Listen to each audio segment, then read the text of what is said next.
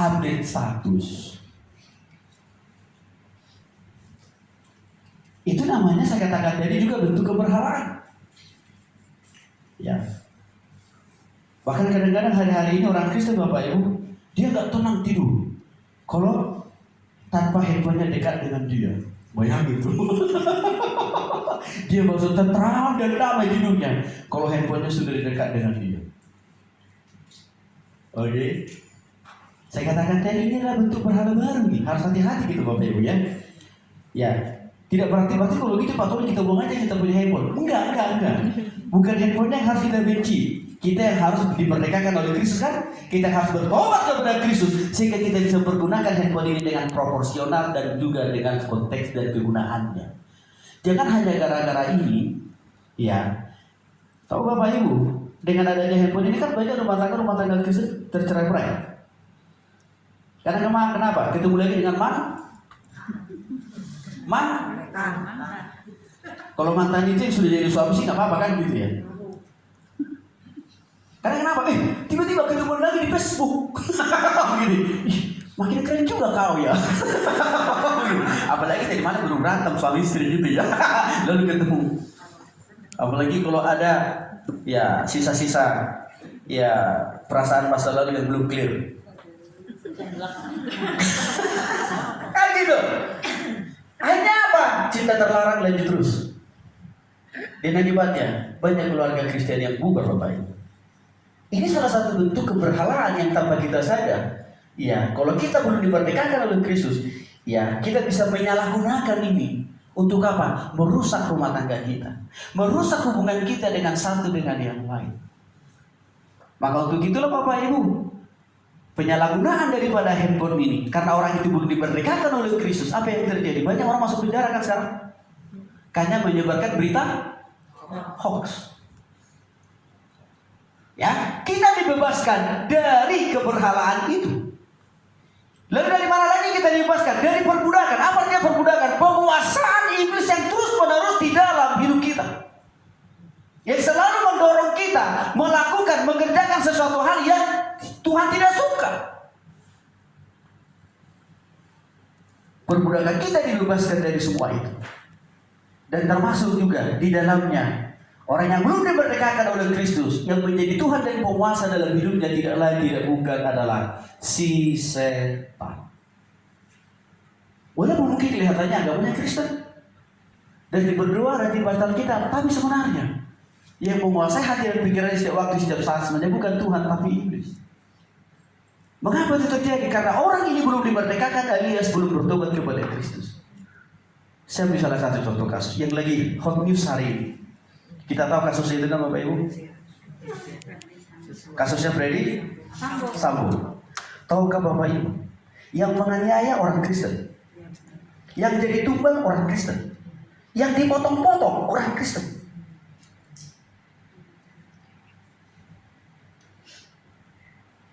Maka saya katakan, tidak lain tidak bukan, itu adalah contoh yang dikuasai oleh iblis.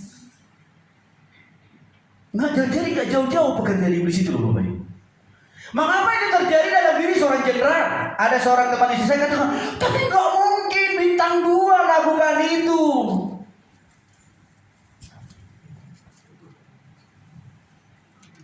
Seorang hamba Tuhan juga bisa jatuh dalam dosa, rumah tangganya cerai-berai kan? Mengapa?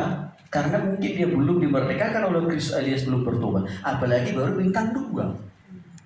Kan gitu kan? Maka saya katakan, aduh ini tandanya orang dikuasai oleh iblis. Ini tandanya orang diperalat oleh iblis. Sampai mata rohaninya gak jalan. Bahkan juga pikirannya juga jadi gak waras kan Bapak Ibu. Coba Bapak Ibu, bahayanya kalau ini tidak sampai tuntas kasus ini. Bahayanya apa? Maka masyarakat Indonesia akan mengcopy paste caranya Freddy Sambo untuk menghadapi, untuk menyelesaikan setiap masalah dengan orang lain kan? Karena kenapa? Kita akan bilang, polisi aja begitu caranya menyelesaikan masalah kan gitu ya? Wajar dong. Kalau saya bisa melakukan yang lebih parah dari jenderal itu. Karena kenapa? Polisi aja lakukan itu kok. Maka memang sudah pantas dan sudah layak dia dijatuhi hukuman mati. Karena dia tahu hukum, pendekar hukum pula kan gitu ya. Tapi justru tidak lagi bisa menghukum orang secara proporsional. Taruhlah misalkan, tadi kan baru asumsi kan, Joshua selingkuh dengan istri. Kalau Freddy Sambo tidak dikuasai oleh iblis, ya, saya kira nggak perlu harus sampai apa, membunuh, bahkan juga ya menganiaya. Cukup apa, borgol, lalu apa, masukin penjara, selesai kan? Aman posisinya. Begitu kan Bapak Ibu kan? Karirnya bisa makin diberkati oleh Tuhan. Tapi kenapa justru bukan itu yang dilakukan oleh dia? Karena iblis masih menguasai dia. Maka itu alasannya Bapak Ibu dikasih oleh Tuhan Yesus Kristus. Orang yang beragama Kristen, ya, rajin baca kita dan berdoa. Kalau dia belum bertobat kepada Kristus, artinya kalau dia belum dimerdekakan oleh Kristus, orang ini akan bisa menyelesaikan persoalan demi persoalan dengan membabi buta. Maka untuk itulah para ibu-ibu, suami juga harus dimerdekakan dari penguasaan iblis. Dengan cara apa? Bertobat kepada Kristus. Nah, pertanyaannya lebih lanjut. Apalagi yang kita dapatkan kalau kita sudah dimerdekakan? Kita dibebaskan dari kematian kekal. Kematian kekal ini apa? Hukuman di neraka? Ada orang bertanya, menurut Pak Tony kalau Pak Freddy Sambo itu hukuman mati, masih ada nggak kesempatan dia untuk bebas dari neraka kekal? Masih. Caranya gimana? Harus bertobat terima Yesus. Maka waktu Yosua meninggal, waktu itu saya langsung terbersih di hati dan pikiran, mudah-mudahan anak ini sudah bertobat terima Yesus. Sehingga kalaupun tubuhnya semuanya sudah tiada, tapi rohnya ada bersama dengan Tuhan, Bapak Ibu. Amin. Disinilah kita penting harus mengalami kemerdekaan dari Kristus, sehingga kita terbebas dari semua hukuman-hukuman dan keterikatan ini. Pertanyaannya lebih lanjut, bagaimana caranya Pak Tony supaya kita dimerdekakan di dalam Kristus? Boleh bantu saya Bu Esther? Kita lihat slide yang berikutnya ya Pak ya. Mari kita baca Alkitab kita. Bu Esther bisa bantu saya Bu ya. Ayatnya dari 2 Petrus 1 ayat 3 sampai 15. 2 Petrus 1 ayat 2 Petrus 1 ayat 3 sampai dengan ayat yang ke-15. Maka Bu, kalau sudah dapat 2 Petrus pasal 1 ayat 3 sampai 15. Nih. 2 Petrus. Udah ada di depan.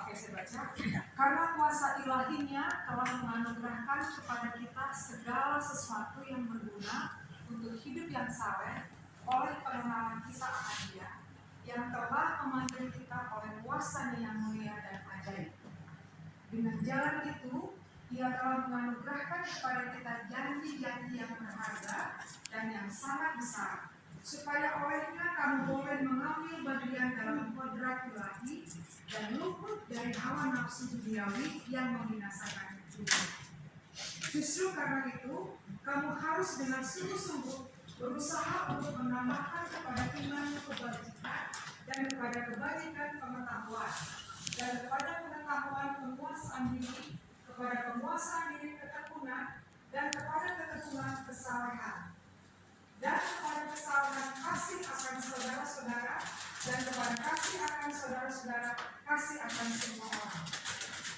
Sebab apabila semuanya itu ada padamu dengan berlimpah-limpah, kamu akan dibuatnya menjadi giat dan berhasil dalam pengenalanmu akan Yesus Kristus Tuhan kita. Tetapi barang siapa tidak memiliki semuanya itu, ia menjadi buta dan picik, karena ia lupa bahwa dosa-dosanya yang dahulu telah dihapuskan. Karena itu saudara-saudaraku, berusahalah sungguh-sungguh supaya panggilan dan pilihanmu makin teguh. Sebab jika kamu melakukannya, kamu tidak akan pernah tersandung. Dengan demikian, kepada kamu akan dikaruniakan hak penuh untuk memasuki kerajaan kekal, yaitu kerajaan Tuhan dan Juru Selamat kita, Yesus Kristus. Karena itu aku senantiasa bermaksud mengingatkan kamu akan semuanya itu, sekalipun kamu telah mengetahuinya dan telah teguh dalam kebenaran yang aku untuk tetap mengingatkan kamu akan semua itu selama aku belum menambahkan kemah tubuhku ini. Sebab aku tahu bahwa aku akan segera menanggalkan kemah tubuhku ini sebagaimana yang telah diberitahukan kepadaku oleh Yesus Kristus Tuhan kita. Tetapi aku akan berusaha supaya juga sesudah kepergianku itu kamu selalu mengingat semuanya itu. Baik, saya mau ringkaskan ayat yang sudah dibacakan oleh Bu Esther tadi, ya, 2 Petrus 1 ayat 3 sampai dengan ayat 12. Kita lanjut pakai slide berikutnya. Di dalam ayat yang ketiga, ya, tadi sudah dibaca. Kalau kita mau, ini adalah ciri kehidupan yang sudah dimerdekakan oleh Kristus. Yang pertama adalah perjumpaan, pertobatan, atau kelahiran baru di dalam Kristus. Harga mati. Oh, Pak Tony, saya kan lahir dan besar dari keluarga Kristen. Gitu ya. Rajin berdoa, rajin baca Alkitab, dan rajin melayani sana sini dan sebagainya. Bukankah itu sudah cukup menandakan bahwa saya sudah dimerdekakan oleh Kristus, sudah dibebaskan dari belenggu dan penguasaan iblis? Belum tentu, Bapak Ibu. Karena itu juga yang pernah dialami oleh Nikodemus di dalam Yohanes pasal 1, Yohanes pasal 3 ayat 1 sampai dengan ayat 6. Dikatakan di sana Nikodemus itu adalah seorang pemimpin agama Yahudi, alias tokoh agama kan itu. Namanya juga orang Farisi pula. Orang Farisi itu adalah ahli kitab, hafal mereka isi Alkitab.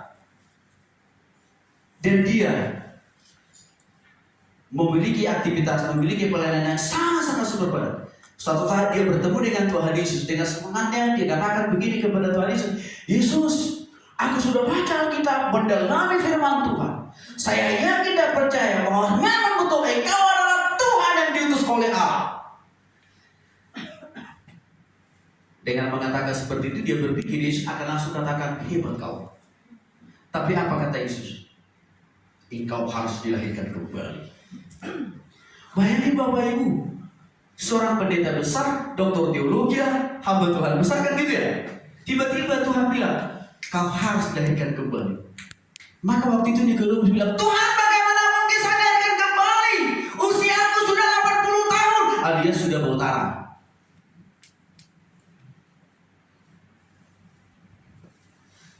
Lalu Nikodemus, saya jelaskan lebih jauh lagi. Apakah Tuhan tidak tahu? Ibu yang melahirkanku aja sudah meninggal. Bagaimana saya dilahirkan kembali? Rupanya jawaban-jawaban, pernyataan Nikodemus tadi membuktikan bahwa dia tidak mengerti maksud dari perkataan Yesus yang mengatakan, engkau harus dilahirkan kembali. Dia berpikir yang dimaksud dilahirkan kembali itu adalah masuk ke dalam rahim ibu. Padahal bukan itu maksudnya Tuhan Yesus. Tapi yang dimaksud oleh Tuhan Yesus dilahirkan kembali itu adalah dilahirkan secara rohani. Yaitu apa? Bertobat. Itu memberikan sebuah gambaran. Orang yang paham dan pasti, orang yang sangat sibuk melayani Tuhan, belum tentu Bapak Ibu sudah mengalami pertobatan dan kelahiran baru di dalam Kristus. Itu juga saya alami dulu. Ya, kami 7 bersaudara. Dan dengan anugerah Tuhan, bapak saya itu sangat disiplin masalah berdoa, baca kitab dan melayani. Kami diajar saat teduh, bukan hanya pagi hari, tapi juga malam hari. 3 malam. Hari Minggu tidak boleh absen. Karena kalau absen, bapak saya pasti bisa tahu. Kok tahunya dari mana? Karena dia juga guru sekolah minggu, dia juga guru pemuda, guru remaja, dan dia juga nanti yang naik mimbar pas ibadah orang dewasa. Jadi waktu dia melayani pasti dia bisa lihat anak gue di mana. Maka tidak ada alasan bagi kami untuk absen. Tapi Bapak Ibu dikasih oleh Tuhan Yesus Kristus, kami ikuti dan saya teladani semua itu. Tapi sebenarnya saya belum mengalami kelahiran baru. Terbukti apa? Waktu saya mengikuti tes perguruan tinggi negeri, nama saya tidak lolos apalagi lulus. 2 kali loh Bapak Ibu. Apa yang langsung terbersih di hati dan pikiran saya?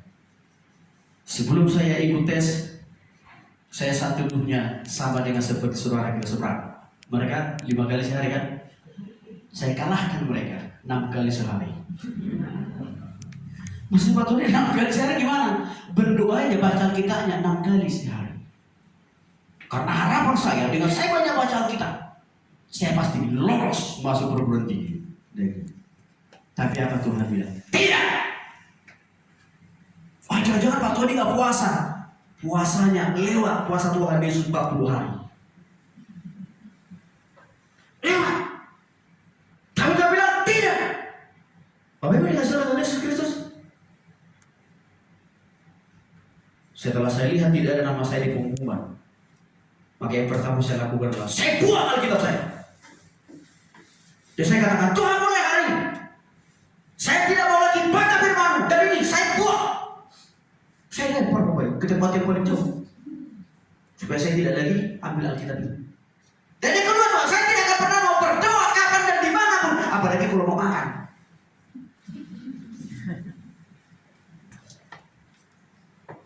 Terus apa lagi? Langsung mulai iblis bekerja. Habisi nyawamu. Habisi nyawamu. Maksudnya apa? Iblis sedang suruh saya untuk bunuh diri dulu Bapak Ibu. Lalu saya cari tempat yang paling strategis, yang paling taktis, yang paling mudah untuk mati. Gak ketemu saya. Semua itu menandakan bahwa saya memang belum dimerdekakan Kristus waktu itu. Saya belum mengalami kelahiran baru loh Bapak Ibu. Maka apa yang terjadi? Langsung pikiran-pikiran negatif jangka pendek yang langsung terlintas dalam pikiran saya. Bapak Ibu, kita harus mengalami kelahiran baru di dalam Kristus. Karena ini langkah yang pertama dan yang pertama. Kalau kita mau dibebaskan dari penguasaan iblis dari Bapak Ibu. Orang yang sudah dimerdekakan oleh Kristus, jelas ada hasilnya. Ada bukti nyatanya. Hidupnya harus makin lebih baik. Jadi ibu-ibu yang sudah dimerdekakan oleh Kristus, bertobat kepada Kristus, bertambah hari, minggu, bulan, dan tahun harus lebih baik. Amin Bapak Ibu. Amin. Itu orang yang sudah dimerdekakan oleh Kristus. Karena kehadiran Kristus yang ada di hati kita itu menolong kita untuk hidup lebih baik dan meninggalkan hidup yang lama. Maka lagunya juga jangan lagi pakai lagu yang lama. Maksudnya gimana Pak Tony? Apa lagu kita jadi lama-lama semua? Bukan ibu-ibu, bukan. Seringkali orang yang belum dimerdekakan oleh Kristus, orang yang belum mengalami kelahiran baru dari Kristus, hobinya, kesenangannya, cara hidupnya masih seperti yang lama. Maka dia senang menyanyikan lagu, aku masih seperti yang dulu. Artinya dia masih suka memelihara, mempertahankan hidup di masa lalu. Ia tidak berubah lebih baik. Istri yang sudah dimerdekakan oleh Kristus harus semakin lebih baik cara hidupnya. Harus semakin lebih baik juga cara berpikirnya. Harus semakin lebih baik juga cara melakukan tugas dan tanggung jawabnya. Amin, Ibu. Itu bukti orang yang sudah dimerdekakan oleh Kristus. Jadi, ibu-ibu dikasih oleh Tuhan Yesus Kristus, tapi saya kira tempat ini gak ada, di tempat lain. Jauh, jauh. Karena kita sudah dimerdekakan Kristus di sini. Istri yang sudah dimerdekakan oleh Kristus, kalau suami pulang kantor dengan segala keletihannya, kelesuannya, jangan disambut pakai, kau pulang juga rupanya.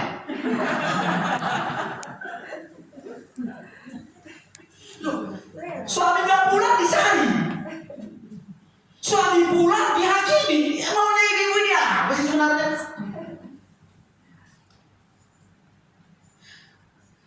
Ya kita sambut lah, gak usah pakai karpet merah kan. Ya tapi minimal gimana Pak tadi di kantor pasti Tuhan berkati ya.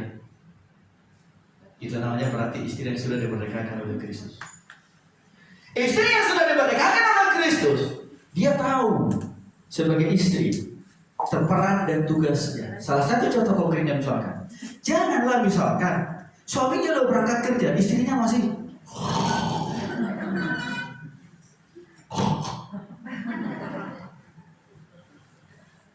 Sampai anaknya bilang, "Ma, bangun."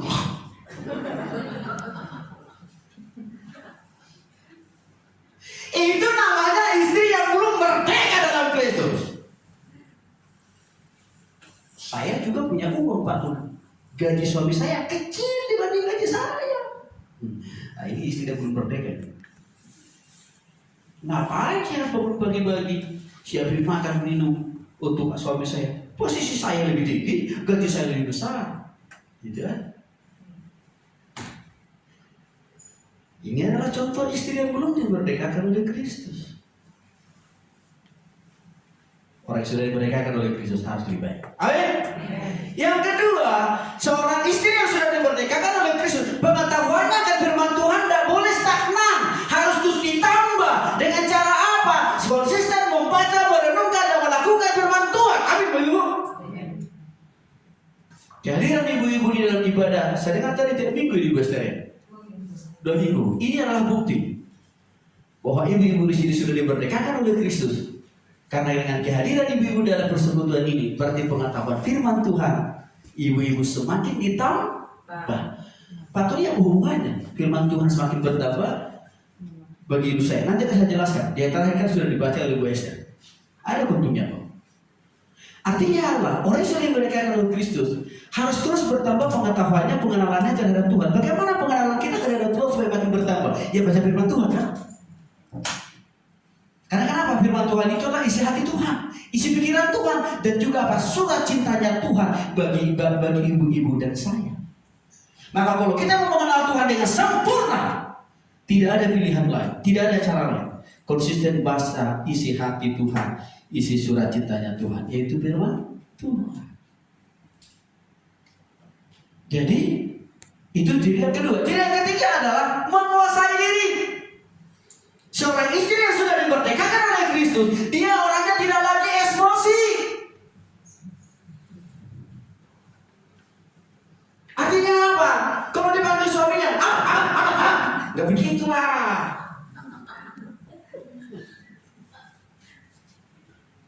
Padahal kan suaminya manggilnya apa? Begitu lembut, sayang, gitu. Gak ada sayang. Coba apa salahnya itu suami itu? Suaminya udah lemah lembut ngomongnya, tapi kita selalu ngegas terus. Bahkan mungkin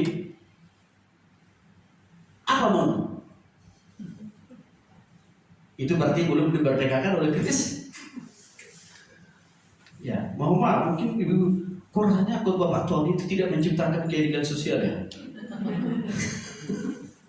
Makanya nanti Juna sesekali komplit. Bapak-bapak aja begitu ya, supaya komplit khotbahnya begitu ya. Oke, juga berbicara. Oke, dan itu penting, menguasai diri loh. Istri yang tidak dikuasai oleh Tuhan, istri yang masih dikuasai oleh Kristus sebelum dimerdekakan. Masih ingat kasus pembunuhan yang dilakukan oleh seorang ibu di Surabaya? Saya duga itu agamanya Kristen. Dia bunuh suaminya, lalu dia juga bunuh 2 anaknya. Masih ingat kasus itu kan? 2-3 tahun lalu itu. Coba dipikir. Saya lihat kalau secara ekonomi mampu dulu mereka. Tapi coba bapak ibu-ibu, apa yang ada dalam pikiran orang ini? Bukan hanya dia bunuh suaminya, tapi anak-anaknya juga dia bunuh. Itu tidak bukan karena dia belum dikuasai oleh Kristus, belum dimerdekakan oleh Kristus, sehingga dia tidak dapat mengendalikan emosi.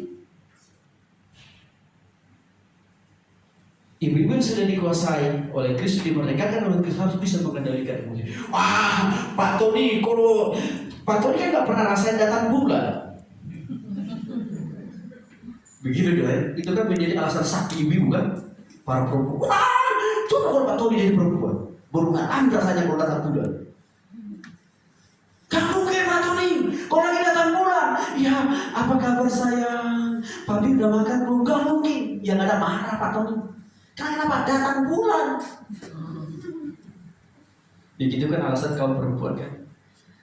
Tapi harus saya katakan kepada ibu sekalian, orang yang sudah dimerdekakan oleh Kristus, dalam keadaan datang bulan atau tidak, harus tetap bisa mengendalikan emosinya. Kenapa? Karena ada Roh Kudus di hati kita. Sehingga rasa sakit, rasa tidak enak karena kata datang bulan dari tidak lagi menguasai perasaan ibu-ibu, tapi karena Roh Kudus menguasai hati, pikiran, dan perasaan ibu-ibu. Amin. Amin. Suami kalau dia punya masalah, tantangan, pergumulan dalam usaha pekerjaan dan bisnisnya, kalau dia sudah dimerdekakan oleh Kristus, dia pulang ke rumah, dia tidak menjadikan istrinya dan anaknya jadi bola pingpong, tapi dia tetap bisa mengasihi istri dan anak-anaknya walaupun dia punya masalah dan pergumulan dalam pekerjaan. Karena kenapa? Suami ini sudah dimerdekakan oleh Kristus. Amin. Orang yang sudah dimerdekakan oleh Kristus tekun. Tekun ini bicara masalah setia. Tekun dalam berdoa, tekun dalam beribadah, tekun di dalam melakukan tugas dan tanggung jawab, tekun dalam melayani Tuhan. Saya tanya tadi sama si bapak di belakang, Pak, ini udah berapa lama ini persekutuan ini? Rupanya umurnya sudah cukup lama. Berapa tahun Bos? 25 tahun.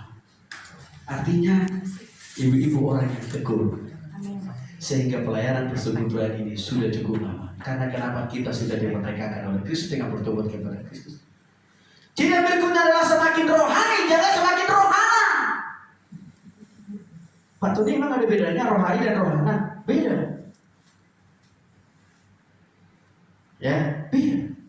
Orang sudah dimerdekakan oleh Kristus, makin bertambah rohani dia. Artinya apa? Karakter, tindakan, dan perbuatannya harus makin lebih sesuai firman Tuhan, kan? Cara berkomunikasinya juga sama. Gak lagi pakai kata kau-kau kan gitu ya. Artinya apa? Tidak lagi mengasihi suami itu hanya sekedar kalau ada uang. Kan ada istilah. Ada uang, engkau ku sayang. Enggak ada uang, engkau ku tendang. Itu namanya istri dan belum dimerdekakan oleh Kristus. Berarti itu namanya belum rohani ya. Yang berikutnya adalah konsisten mengasihi Tuhan. Ini diri orang yang sudah dimerdekakan oleh Kristus. Artinya apa? Bagaimana kita tetap mempercayai Tuhan dalam kesukaran, dalam pergumulan, dalam penderitaan, termasuk juga dalam sakit penyakit. Itu namanya kita orang yang sudah dimerdekakan oleh Kristus. Sejak pandemi COVID datang 2 tahun yang lalu, banyak loh orang Kristen imannya terkikis. Kualitas kasihnya kepada Tuhan padam. Mengapa? Karena salah pemahaman tentang mengasihi Tuhan. Sehingga orang Kristen memahami bahwa kasih kepada Tuhan itu hanya kalau kita dapat berkat, hanya kalau kita dapat rezeki, hanya kita kalau dapat untuk gede, baru ku mau cinta Yesus selamanya. Gampangnya waktu tidak ada masalah ya, waktu tidak diberkati, waktu semuanya aman, gampang nyanyi lagu itu ya. Pertanyaannya, waktu kesukaran dan pergumulan silih berganti datang, masihkah kita mengatakan ku mau cinta Yesus selamanya? Ini Pak Pendeta keenakan khotbahnya karena nggak pernah mengalami kesukaran dan penderitaan. Bapak Ibu, kami hidup melayani Tuhan sejak kami lulus. Background saya dengan istri saya itu sarjana ekonomi, tidak punya mimpi, tidak punya cita-cita jadi hamba Tuhan. Cita-citanya apa? Sama seperti Bapak Ibu, ingin cepat-cepat jadi orang kaya. Maka saya pilih fakultas ekonomi. Tapi setelah saya lulus, kamu ke sana ya Ton? Artinya waktu itu saya melayani. Bapak Ibu tahu melayani di mana? Bukan di gereja besar, bukan di gereja kaya. Lalu di mana? Di sebuah lembaga misi yang tidak memberikan gaji, tunjangan apapun. Lalu ini dari mana? Iman. Iman. Percaya kepada Tuhan. Sudah lebih dari 23 tahun sampai hari ini. Kami hidup tanpa tunjangan, hidup tanpa gaji yang pasti setiap bulan, tapi tak dipelihara Tuhan. Amin. Ibu-ibu, apakah Pak Tony, saya tidak pernah mengalami kesukaran pergumulan? Sering berkati. Bahkan saya sering katakan kepada teman-teman para hamba-hamba Tuhan, jangan menjadi hamba Tuhan yang baper.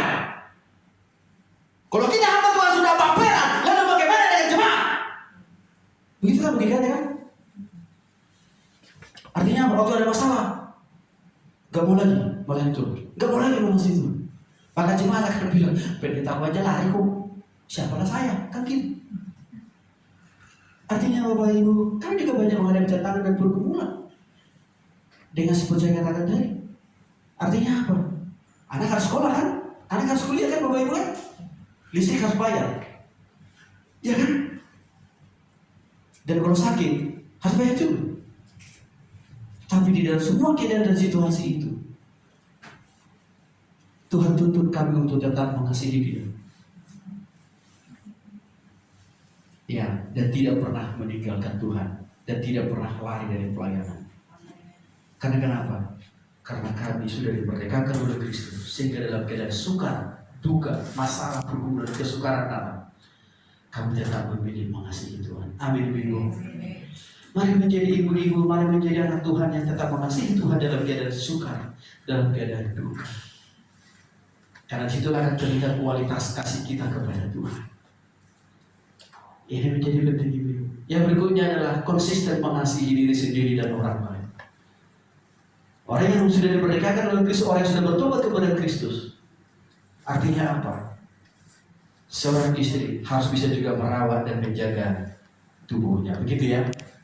Jadi kalau Pak Pendeta nggak salah dong istri ke salon, enggak. Saya kadang-kadang istri saya kalau kelupaan, saya bilang kamu ke salon dulu deh. Kan nggak dosa kan itu.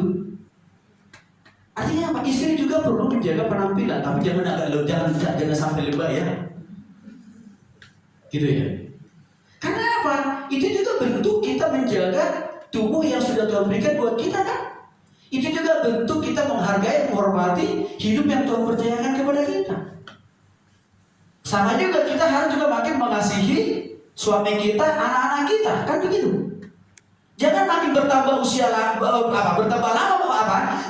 usia rumah tangga kita, jangan makin bertambah muncul kebencian terhadap suami.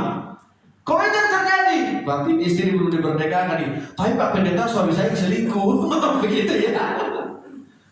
Makanya suaminya didoakan atau dipertemukan dengan saya supaya saya injili suaminya, supaya dimerdekakan oleh Kristus. Yang berikutnya dikatakan di sini, orang yang dimerdekakan oleh Kristus harus semakin bertambah rajin dalam melakukan tugas dan tanggung jawabnya. Sebagai seorang istri, sebagai istri yang sudah dimerdekakan oleh Kristus, saya katakan tadi, nggak perlu harus dibangunkan oleh tetangga. Baru bangun pagi untuk persiapkan sarapan untuk suami dan anak-anak. Nggak perlu kan? Nggak juga dibangunkan pakai pemadam kebakaran. Nggak perlu kan? Disiram maksud saya. Tapi dengan sendirinya dia tahu, oh iya ya, saya harus bangun lebih pagi karena saya harus persiapkan kebutuhan suami dan juga anak-anak saya. Itu artinya istri yang sudah dimerdekakan oleh Kristus. Istri yang sudah dimerdekakan oleh Kristus artinya apa? Tetap dia konsisten melakukan tugas tanggung jawabnya. Pada waktu dia dikasih kesempatan melayani Tuhan, berikan yang terbaik. Hasilnya sukses secara rohani, sukses secara jasmani. Ini ada dalam ayat yang ke-9. Jadi kembali